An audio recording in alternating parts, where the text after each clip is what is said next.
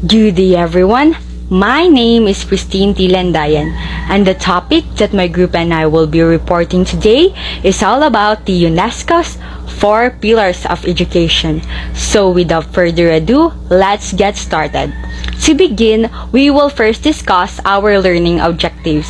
At the end of our discussion, it is expected that the students will be able to define UNESCO, identify the 4 pillars of education, and understand its importance in education. Before we start with our discussion about the 4 pillars of education, I will first give you a short overview about why we need to study it. It has been said that a desire to learn continuously throughout one's lifetime is a mark of a 21st century learner. It means that students of this generation should have a thirst for pursuing knowledge and developing skills during the whole duration of their lifespan.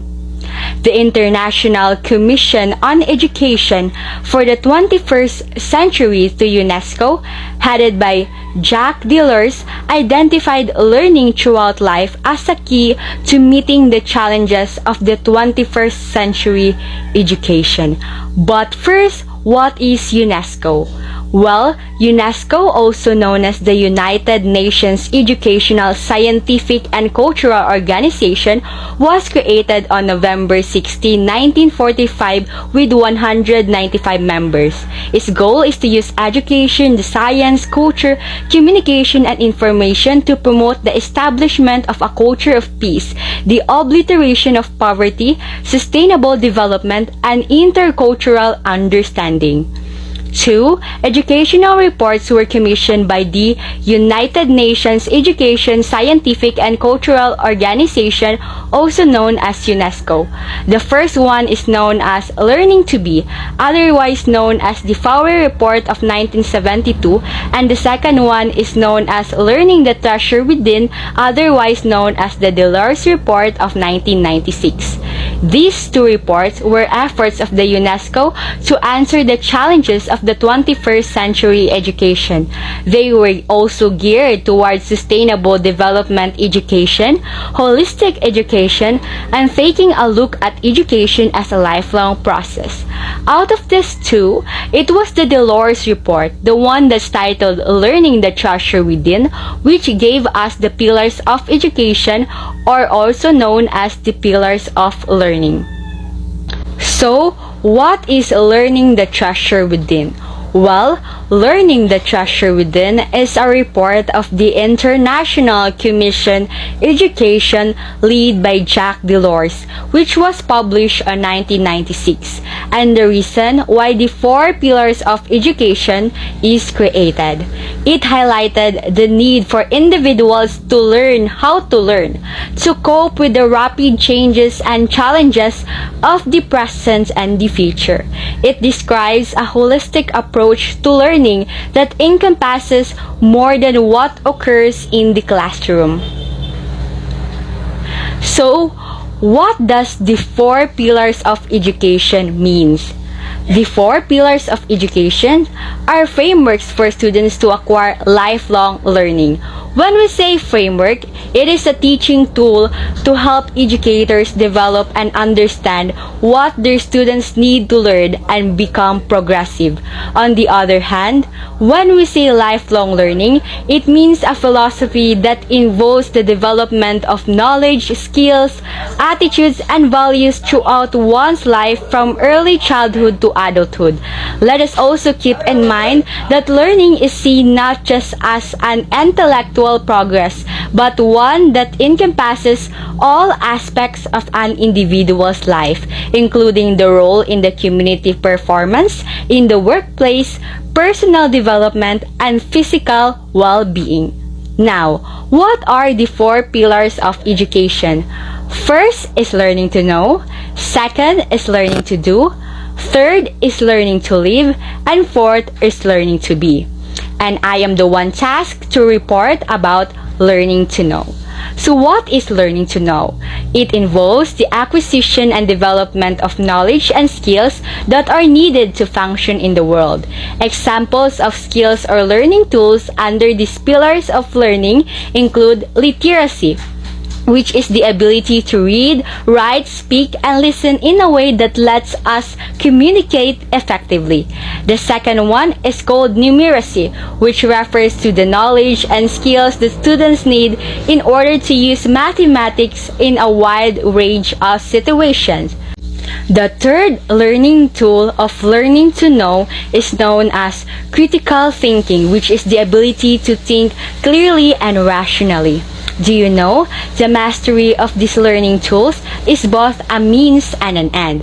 These are means for the students to understand the world around them, and these are also ends for the students to have a learning that can be derived from the pleasure on understanding, knowledge, and discovery.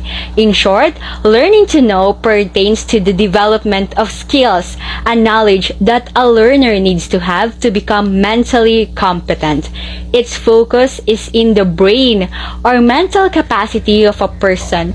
It is more on the accumulation of general knowledge or information that a person can use to function in this world. Learning to know also implies learning how to learn by developing one's concentration, memory skills, and thinking. Concentration refers to the action of focusing one's attention to a single object or activity. From infancy, young people must learn how to concentrate on objects and on other people, because this is very important as it helps you learn properly.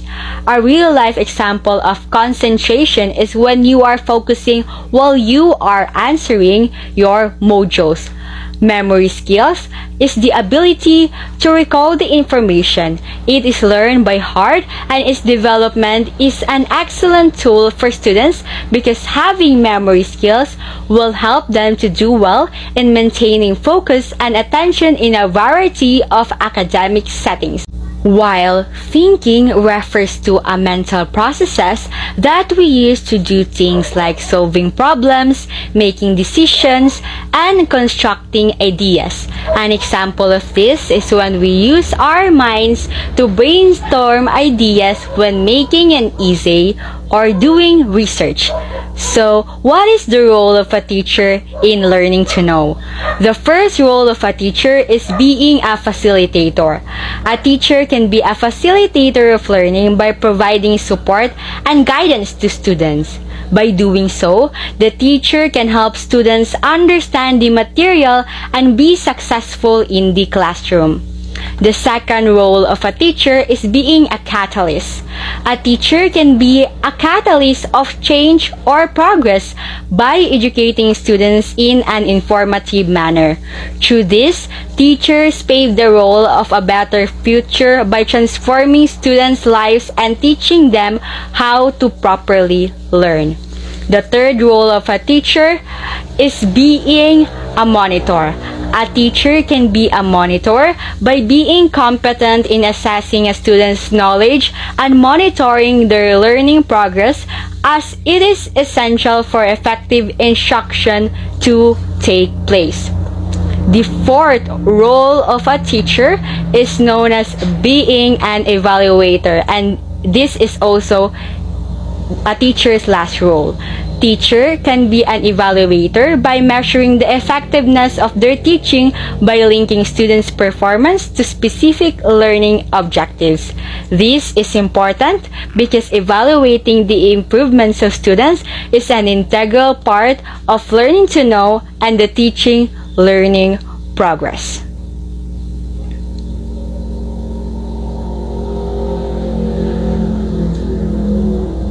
Now, what is the role of the students?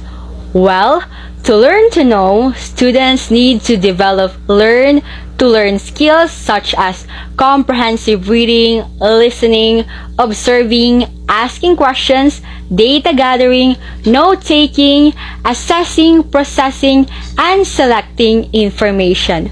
So, why are these necessary to learn? These skills are necessary as it helps students learn effectively, which is vital to success in school and beyond. These also equip each individual with knowledge and skills needed to adapt to our complex and fast-changing world. So, How does learning to know helps individuals? Learning to know helps individuals in a variety of ways. First, it can help them develop values and skills for respecting and searching for knowledge and wisdom. Second, it can help them learn to learn. And third, it can help them develop critical thinking and acquire tools for understanding the world. In short, learning to know plays a big role in a learner's life and in education. And these are not its only benefits. Some real-life examples of learning to know includes brainstorming ideas for an essay, solving math and science problem, and using your critical thinking skills to study for an exam. In summary, learning to know helps an individual to acquire or develop the needed knowledge, skills, and informations needed to function in our fast-changing world. As a result of learning to know, a person can be enlightened, empowered, and enriched. Now, I will pass the floor to the next reporter, which is Vince Miranda, and he will be reporting Learning to Do.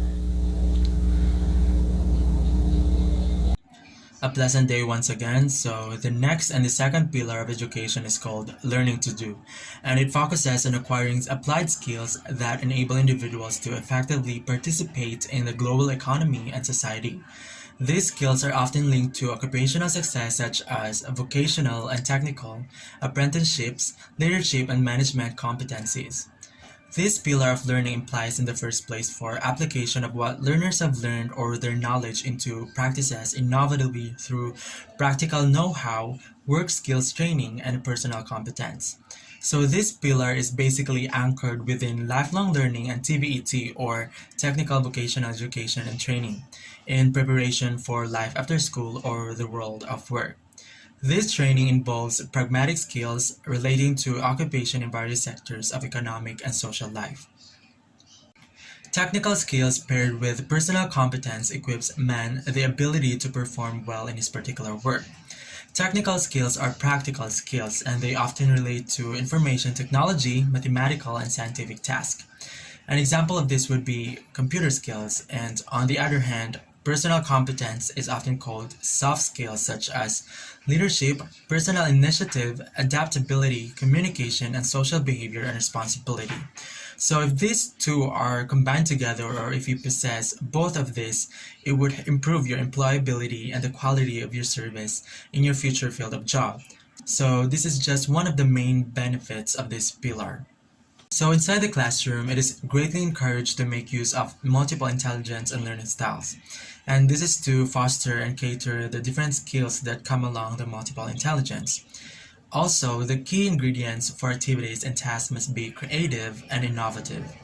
The role of students in this pillar is to put into practice the things that they have learned. And on the other hand, teachers ought to ignite the fire that fuels a student's thirst for wisdom, curiosity, and knowledge in order to gain the competence that they need in their future. How does this pillar help individuals?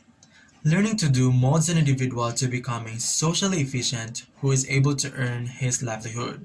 It helps a person become a good citizen who has the intelligence to understand and appreciate the world, and this could lead him to dedicate himself to the ideas of his society and economy through the skills and competences he has acquired. Here are some real-life examples for this pillar. First, we have ICT subjects. These subjects can enhance our technical or practical skills such as information technology or computer skills. The second, we have leadership trainings, which could develop our social behavior, communication, and of course, leadership skills. To summarize, learning to do emphasizes in helping students acquire skills that will enable them to work effectively after they leave school enjoying the workforce as adults. It represents the skillful, creative, and discerning application of knowledge. It is also the acquisition of competence that enable people to deal a variety of situations often unforeseeable and to work in teams. The next and the third pillar of education is learning to live together. In the context of increasing globalization, the Delors Commission places a special emphasis on this pillar of learning. Learning to live together involves the development of social skills and values such as respect and concerns for others, social and interpersonal skills, and an appreciation of diversity among people. These skills would enable individuals and societies to live in peace and harmony. This pillar is vital to building a genuine and lasting culture of peace. What are the values and skills that students must develop? In the list, we have nonviolence, cooperation, selfless attitude, self control, accepting human diversity, empathy, negotiation, problem solving, and communication. These values and skills may induce people to implement common projects and to manage the inevitable conflicts through respectful dialogue or in an intelligent and peaceful way. This would help us see through the point of view of others. One of the major issues in education today, since the contemporary world is too often a world of violence, so it is very crucial for teachers and students to abide and to fulfill their respective roles. The role of a teacher is to help their students develop an understanding of other people and appreciation of interdependence. On the other hand, students must develop their own potential while learning to successfully manage relationships with others. For this to be fulfilled, students must first learn the values and skills required in this pillar. So how does learning to live together help individuals? This pillar helps realize the value of being able to live together, develops life and career skills, develops respect for human rights and democracy, it develops awareness, empathy, respect, and capacity for active citizenship. It also establishes an understanding of others and their history, traditions, and spiritual values. Here are real-life examples for this pillar. First is humanitarian actions or activities. This is basically giving assistance to those people who need help, and among the people in need are the homeless, the refugees, or those people who are victims of a natural disaster. And we also have involvement in common projects, collaborative projects, or joining organizations. Or we could also have Boy Scouts or Girl Scouts as real-life examples. To summarize, learning to live together is a dynamic, holistic, and lifelong process through which mutual respect, understanding, caring and sharing, compassion, social responsibility, solidarity, acceptance, and tolerance of diversity among individuals and groups are internalized and practiced together to solve problems and to work towards a just and free, peaceful, and democratic society. This pillar can help reduce tensions due to ethnic or other divisions and social discrepancies, which contribute to instability or civil conflict seen in many nations today. Lastly, it values implicit to human rights and democratic principles. Ms. Lorangel will discuss the remaining pillars. Thank you so much. The fourth pillar of education focuses on learning that contributes to a person's mind, body, and spirit. The law claims that the learning to be pillar, which was first used as a title of the International Commission on the Development of Education's 1972 report to UNESCO, makes reference to the function of education in the development of all the dimensions of the whole person: the physical, intellectual, emotional, and ethical assimilation of the individual into a complete man, which is a broad definition of the fundamental goals of education. In addition, this pillar develops our interpersonal skills in order to make use of our hidden treasure within. It helps individuals by enhancing their self-esteem, critical thinking, emotional intelligence, cultural awareness, and creativity. It helps us to reach our fullest potential and be appreciative of our whole being. This will unleash the good sides we thought we did not have. The role of the teacher in this pillar is to support or assist the student's potential, interests, creativity, and the like. For example, the teacher can give tasks such as essay making about their interests and views on different things. This activity will help the students attain a comprehensive personality. The role of students in this pillar is to be aware of their own personality and take risks to be able to develop the skills they will need prospectively. They can engage in activities like school debates and host events in their schools or classrooms. By then, students will be able to improve their weaknesses and identify where they actually excel. Some of the real-life examples that belong to this pillar are accepting your flaws and building your character, which will enable individuals to move forward and not caring about the opinions of others. We are embracing ourselves and focusing on being ourselves. In summary, it gives a holistic viewpoint in terms of developing our social skills, our fullest potential, and everything in between. Furthermore, it promotes achieving self-actualization, which will help with assessing one's personality.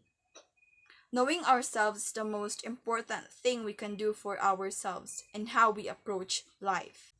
The 4 pillars of education are important as they guide the teachers on what kind of approach they will need to perform in order to help develop the child's skill suited for the changes in the real world. As a pre-service teacher, it is important that we utilize these pillars to equip our future students in preparation for the 21st century or even beyond. How do we implement UNESCO'S 4 pillars of education in classrooms? First, in learning to know, we need to perform an assessment or evaluate students' learning capacity so we would know what kind of activities will fit for their learning needs. Second, in learning to do, we have learning involvement. We should require our students to be involved or participative in our lessons. We also need to be involved in our students' learning. In that way, we will be assured that they absorbed the lessons in their hearts and minds and applied them in their lives. Third, there is inclusion or diversity in learning to be together. In a diverse environment where they all felt included, they would learn to live with each other's differences and not let discrimination take over. The 4th pillar will be implemented in classrooms through cultivating support from both parents and society. They should be able to express the freedom of their thoughts without degrading one another and taking limitations into consideration. To summarize, here is a brief recall of UNESCO'S 4 pillars of education. Learning to know refers to learning knowledge that individuals need to succeed in this world. Learning to do focuses on learning applied skills that enable individuals to effectively participate in society. Learning to live together focuses on learning skills that would enable individuals to live in peace and harmony. Learning to be focuses on learning that contributes to a person's mind, body, and spirit. Overall, UNESCO'S 4 pillars of education greatly contribute to both teachers and students. It is a teaching tool that improves the learning dynamic and teaching style. As we draw to a conclusion on this topic, it is important to underline that the 4 pillars of education are described as learning that enables students to travel from lifelong learning to learning to coexist in peace and harmony. Hi everyone, it's me again. Before we end our report, each of us will share our insights regarding our topic. To make it interesting, we decided to provide one question each that we would like to answer, which are as follows. The first question is, what is the importance of the 4 pillars of education? The second question is, what do you think is the most important pillar of education and why? And the third question is, give one of your acquired skill of any of the four pillars of education and what would you do with it to fulfill and achieve the four pillars of education? I will first share my insights regarding this question. For me, the four pillars of education is very important for future teachers like myself because it gives us a guide on what learning activities to make in order to help our students achieve lifelong learning. As educator, it is our duty to prepare our students for life, providing them with the skills and tools they will need to hopefully succeed in everything they do. Students should learn to be, learn to know, learn to live together, and learn to do because this will teach them for life. The four pillars of education are also necessary to take in account in order to give the essential tools to our students need to develop and grow in this demanding society. For the second question, what do you think is the most important pillar of education and why? I believe that learning to live together is the most important pillar of education because it can help us overcome various societal conflicts and learn to accept the differences of others. It is also important for people to respect and understand one another in order to live peacefully and in harmony. Truthfully, life would be easier if discrimination stopped, if we could just see each other as a whole, keeping in mind that no one is better than the other, and by working together, it will be possible for us to end wars and conflict, and we can create a happy world for the upcoming generation. In short, everything starts by learning how to live together, and the rest will follow, and we can easily learn how to know, how to do, and how to be. For the last question, give one of your acquired skills of any of the four pillars of education and what would you do with it to fulfill and achieve the four pillars of education? This is my answer. To make it unique, instead of choosing just one pillar, I decided to share my acquired skill that I have for each of the four pillars of education. For learning to know, I have the critical thinking skills. For learning to do, I have a technical skill, particularly in video editing. For learning to live together, I have a good communication skill. And for learning to be, I have creativity. So how will I use this to fulfill and achieve the four pillars of education? Well, I will use these skills in order to achieve lifelong learning, which is very important for a person to be able to excel academically and in life. To sum it up, I believe that the four pillars of education will help me in assisting my future pupils in achieving holistic progress. What is the importance of the four pillars of education? The four pillars are the four foundations of education, and each pillar plays a vital role in keeping our educational system balanced and sturdy. These pillars can shape us into becoming the best versions of ourselves. Why? Because they advance and ameliorate every aspect of our being. They do not just foster our intellects, but also our emotions and our interpersonal abilities. These help us acquire relevant skills and competence that we will be needing to ace the 21st century life. What do you think is the most important pillar? We often include in our prayers our hope for the attainment of peace and harmony in the world. We don't like wars and conflicts, we only want security.